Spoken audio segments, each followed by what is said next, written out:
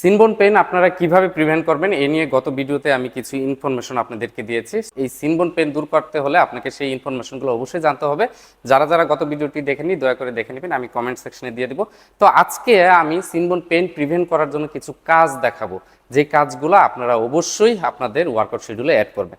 তো প্রথম যে কাজটা, জাস্ট ফ্লোর কাফ রাইজ এটা 15 রেপিটেশন করে 3 সেট করবেন।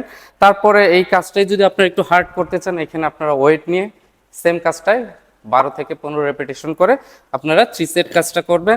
দেন এটাকে যদি আরও একটু হার্ড করতে চান তাহলে আমরা এটা সিঁড়িতে রেলিং ধরে এইটা 12 থেকে 15 রেপিটেশন করে 3 সেট করব।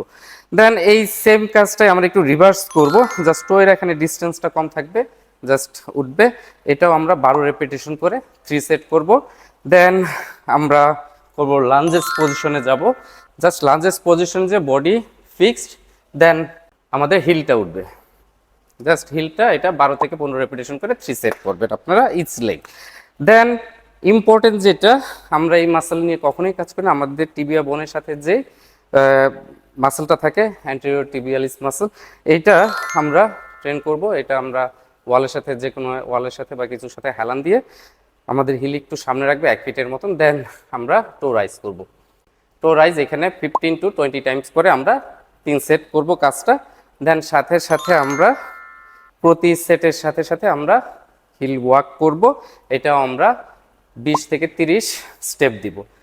তারপরে আরেকটা ইম্পর্টেন্ট বিষয় যেটা আমরা সবসময় ইগনোর করি, সেটা হলো আমাদের গ্লুটস বা হ্যামস্ট্রিং মাসেলটাকে স্ট্রেচিং করা। তো এটার জন্য আমরা এইভাবে আমরা হ্যামস্ট্রিং বা গ্লুটস মাসেলটা আমরা স্ট্রেচিং করব। দেন আমরা কাপ মাসেলের জন্য এই কাজটা করব। তো এই কাজগুলো আমরা 20 থেকে 30 সেকেন্ডের পর্যন্ত হোল্ড করে এই স্ট্রেচিংগুলো করব। তো এই কাজগুলো যদি আমরা আমাদের অন্যান্য ওয়ার্কআউটের সাথে অ্যাড করে সপ্তাহে 2 থেকে 3 দিন নিয়মিত করি, তাহলে খুব সহজে আমরা সিনবোন পেইনটা প্রিভেন্ট করতে পারবো। তো এই ছিল আজকের ভিডিও। ভালো থাকুন আপনারা সবাই, আল্লাহ হাফেজ।